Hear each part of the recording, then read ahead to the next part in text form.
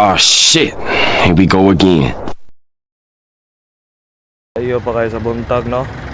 So atong sugdag trabaho ning atong Mitsubishi Montero 2010. Ang problema dayan ni sir is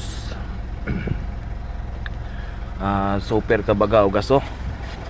Dayon hinay mo pick up. So mo na yung makina. Dayon ato pa din yung Giscan, no? So mo ni iyang code pero wala ra siya ga check engine. So mo ni proceed din ta sa EGR.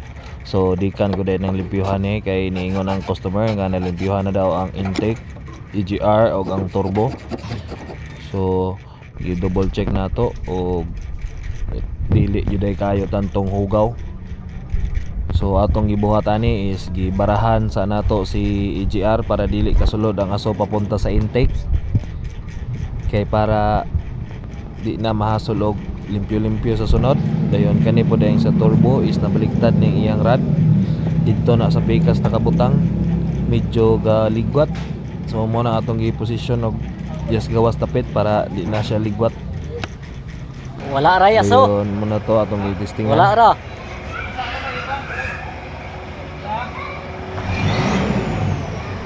Wala.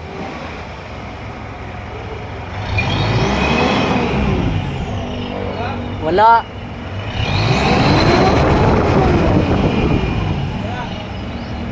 Wala. Na. Na. Oh. Kanang pagana ni mo. Baga-baga siya. Dayon pagka bungtag ko dayon no atong gisulay kusob kay mas maayo kung cold start, kung aso ba gihapon kung ma-cold start. So mao na ni.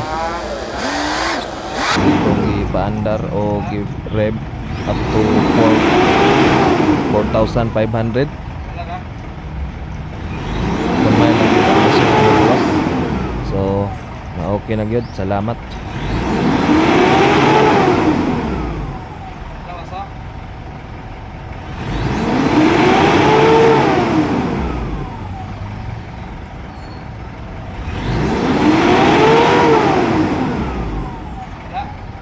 Ay gamay.